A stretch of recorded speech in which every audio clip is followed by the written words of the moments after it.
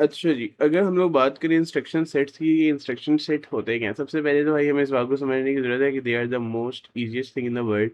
लेकिन इसको फिर भी लोग कन्फ्यूज़ कर लेते हैं, और कन्फ्यूज़ क्यों करते हैं पता नहीं। तो जल्दी से हम लोग जो है ना, वो देख लेते हैं। वैसे इसमें कोई कन्फ्यूज़न वाली चीज़ है नहीं, तो जल्दी से इसको हम लोग करते हैं ख़त्म। छोटा-सा टॉपिक है ये, देखो सिर्फ़ 1 पेज का है, ठीक है? तो बस। अच्छा, इंस्ट्रक्शन सेट क्या होता है? सबसे पहली बात, इंस्ट्रक्शन सेट क्या होता है? Instruction set is a set of commands telling the CPU what to do. यानी सीपीयू को आपने जो इंस्ट्रक्शंस देनी है, वो जो कमांड जो टोटल एक सीपीयू एग्जीक्यूट कर सकता है ना, सिर्फ़ उसके बारे में जो नॉलेज है, जो इन्फॉर्मेशन है ना, वो एक सेट के अंदर है, as in a piece of data. और उसको हम क्या कहते हैं? उसको हम कहते हैं इंस्ट्रक्शन सेट, ठीक है? tells the CPU what it is capable of। सही है, तो इस बात को भी हमें बताना चाहिए। allows the software to be executed। अच्छा, अब हमारे पास क्या सीन होता है?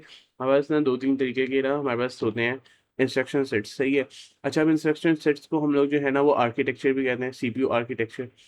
कुछ सीपीयूज़ जो हैं, आजकल जो हमारे पास जो मोस्ट सीपीयूज़ जो हमारे पास जो आजकल आ रहे हैं ना, वो हमारे पास आ रहे हैं x86, ठीक है? ये हमारे पास एक सीपीयू आर्किटेक्चर होता है, ठीक है? और तो ये हमारे पास एक सीपीयू आर्किटेक्चर होता है x86। और मोस्टली जो हमारे पास जो लैपटॉप्स वगैरह हैं, उनके अंदर ये यूज़ होता है, सही है। हाउएवर, आजकल हमारे पास ना एक और जो है आर्किटेक्चर बहुत ट्रेंडिंग पे चल रहा है, मतलब आहिस्ता-आहिस्ता आगे उसी का ही स्कोप है, और वो है आर्म, ठीक है? तो पहले x86 बेस्ड सीपीयूज़ आते थे, अब आर्म बेस्ड सीपीयूज़ आ गए। अब आर्म कहाँ पर यूज़ होता है? आर्म जो है वो मोबाइल के अंदर भी यूज़ हो रहा है। सर आर्म कौन-सा? मैंगो नहीं बेटा, मैंगो नहीं है। ये ARM है, ठीक है।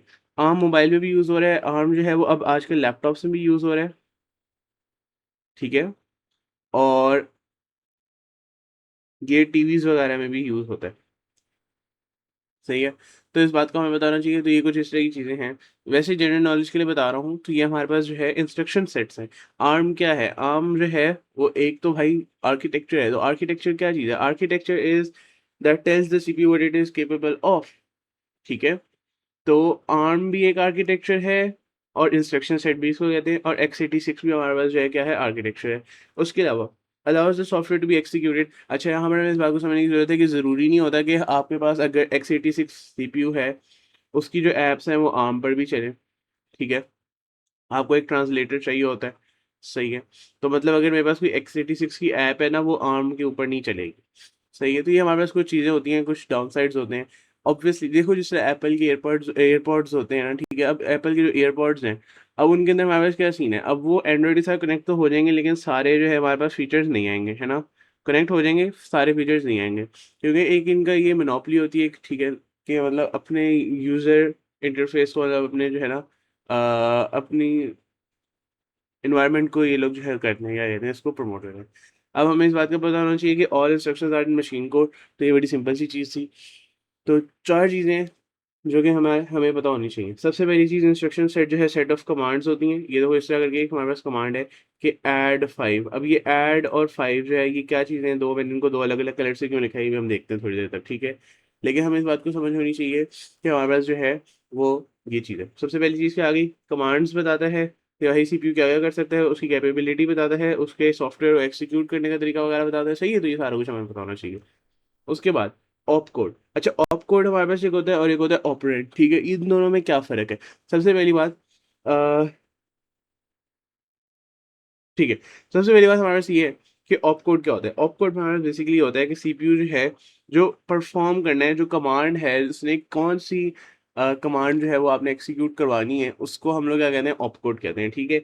जो एग्ज़ैक्ट कमांड है, वो बताता है सीपीयू को कि ऑप कोड जो है वो क्या बताता है कि कौन-सी कमांड आपने एक्ज़ीक्यूट करनी है। For example in this case हमारे पास जो ऑप कोड ने कमांड बताई वो क्या थी कि ऐड करो, क्या ऐड करो? 5 ऐड करो।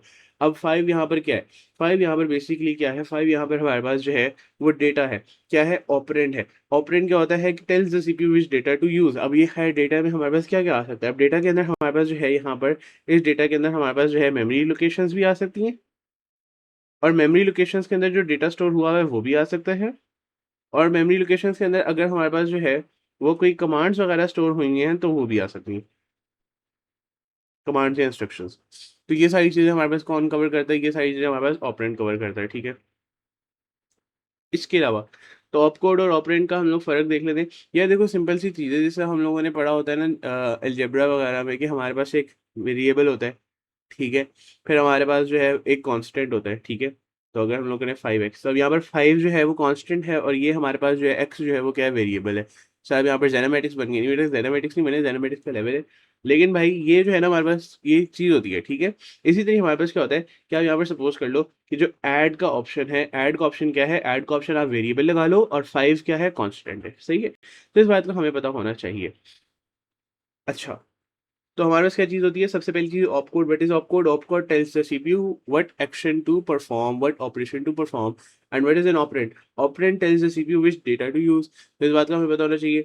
Now there are some other things जिनको हम लोगों ने डिस्कस करना है। सबसे पहली बात हमारे पास क्या है? ये एग्ज़ाम्पल है, ठीक है? अच्छा, हमारे सिलेबस में क्या इसको हम लोगों ने बहुत डीप पढ़ना है? हम लोगों ने क्या x86 समझना है? हम लोगों ने क्या आर्म समझना है? ऐसा बिल्कुल भी नहीं है। हम लोगों ने इन चीज़ें नहीं समझनी, ठीक है? हम लोगों ने क्या समझना है? हम लोगों ने समझना है कि हमारे पास जो है वो बेसिकली हम लोगों ने बस इसका एक ओवरव्यू करना है, ठीक है?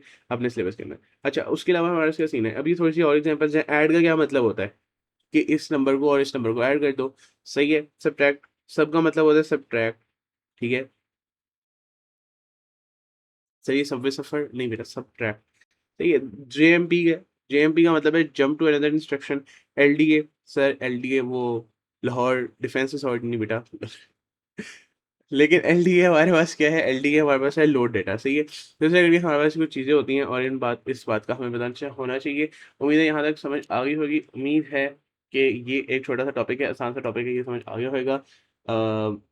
बस इतना चाहिए, आज के लिए इतना ही। मिलते हैं कल, तब तक के लिए अल्लाह हाफ़िज़।